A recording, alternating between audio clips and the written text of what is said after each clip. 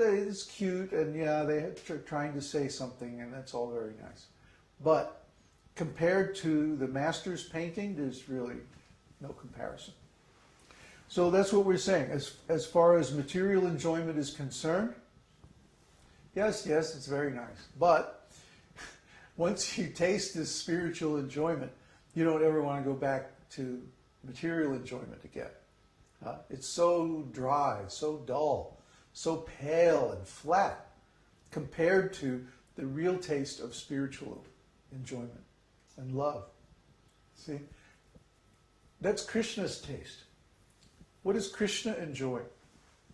For example, when we offer food to Krishna, is Krishna enjoying the food? Our plain old material food that we offer?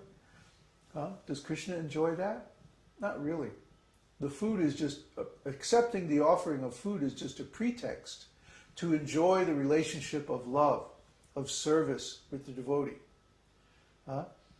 And Krishna reciprocates our service in so many ways. So what is Krishna enjoying actually?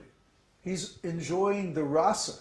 He's enjoying the spiritual emotion of the devotee's service and offering his service to the devotee in return. See? Krishna maintains everyone anyway. He maintains all the living entities that exist in all the universes and all the planets. Whether they worship him or not, he's still maintaining them. He is still giving them bodies so that they can live, and so on. But when one of those living entities turns to him and begins to offer their devotional service out of love, then Krishna really enjoys that. He loves that. That's why he recommends it in all the Vedic scriptures. So when the living entity approaches Krishna in love and begins to render devotional service, Krishna enjoys that love far more than the devotional service that the devotee offers. That service is just a pretext. It's just an excuse to exchange these beautiful sentiments of love. And that's what Krishna really enjoys. And that's what we really enjoy, because we're spiritual beings too. What we really enjoy is the relationship of love. And the exchange of any kind of material benefits or service is just a pretext. It's just an enabling factor for that love. You see? So when we approach Krishna, who is the unlimited reservoir of unconditional love, spiritual pleasure, and so on, then we are relishing a taste that can never be exhausted. It never has an end. It's unlimited. It's unconditional. It's not subject to the limitations of the material world or the conditions of the modes of nature. You see? It's completely independent of the modes of nature, because anyone can think of, chant, hear, and remember Krishna's name at any time. There's nothing to stop us. Nothing can stop us. We can always think of Krishna. Krishna designs the world in such a way that any living entity can perform devotional service at any time. And there's nothing that can stop it. That means devotional service is unconditional.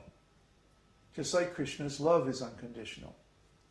And when we render devotional service to Krishna, we can feel that love.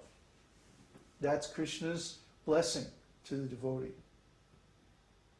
And when we feel that love, we naturally begin to manifest different symptoms like chanting, dancing, laughing, all these different symptoms, Anubhava. These are called Anubhava. So when you see the devotees dancing and chanting, or doing different kinds of work for Krishna, or exhibiting different symptoms of ecstasy, to whatever degree, it could be a small degree or it could be a large degree. Doesn't matter. Those are all spiritual symptoms. They're all Anubhava. And so we should understand these things in the right context. They're not material manifestations. Of course, if someone imitates them without having the actual spiritual consciousness, then that's material. So imitating a symptoms of ecstasy is very bogus, not recommended. That's called sahajya. Sahajya means cheap. If someone wants to be a cheap devotee, sometimes they'll cry or laugh or do crazy things, to imitate a devotee. But it never works out very well because people can tell. You can tell when someone is sincere or when someone is putting you on. You can tell if they're really acting from their heart or they're just imitating. Everyone can tell. Because we're all spiritual living entities. And we all know, or potentially can know if we want to know, whether someone is for real or they're just imitating. So let's understand this properly. When a devotee performs devotional activities, they're doing it out of spiritual love. And those activities are symptoms of their spiritual ecstasy. They're symptoms of ecstatic love. And that's called Anubhava, which means following or subsequent ecstasy. What is it following? What is it subsequent to? The performance of devotional service. And it's a result of Krishna reciprocating with the devotee from within. So that's Anubhava. Any questions? Council?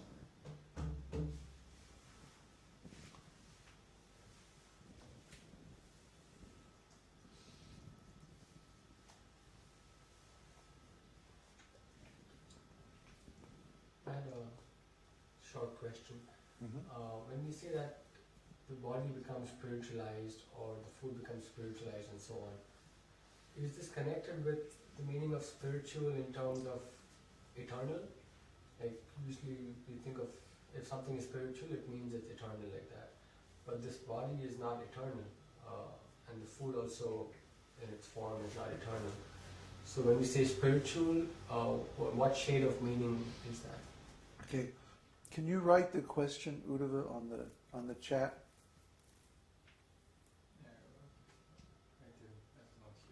We got a request that people can't hear the questions. So, when we say that the body is spiritualized or food is spiritualized, does it mean that it is eternal? okay, I answered this question before actually. When we're offering food or when we're performing spiritual activities with the body, what we're doing is we're putting Krishna's energy into the proper relationship with Krishna. Okay? So the energy, being material energy, is naturally non-eternal. But the relationship is eternal. The relationship of service to Krishna is eternal. Because it exists before this body and it will exist after this body is finished. So when a devotee offers food or other service to Krishna in this body, then the body becomes spiritualized in the sense that it is placed into the proper relationship, an eternal spiritual relationship with Krishna. It's like the devotee takes whatever he has and offers it to Krishna. Whatever Krishna sends. Just like Krishna very kindly is sending money and other facilities and resources so that we can maintain our mission here. Different devotees become instruments of Krishna, and they actually, by Krishna's urging them from within their heart, they make some donation. And this is very kind, because it allows us to preach full time. We don't have to worry about earning money. So by that means, then, we take this money and we engage it in Krishna's service to support our preaching activities. Now, preaching is an eternal activity, okay? But money is temporary. This body is temporary. All this computers and cameras and all this other stuff is temporary. Right? But the relationship of the activities to Krishna is eternal, because Krishna himself preaches in the Vedas. he gives this same knowledge that we're giving in the Vedas, and the Vedas are eternal. You see? So we're using Krishna's non-eternal external energy to support activities that are eternal in quality. Does that answer your question? Okay, good. Any other questions?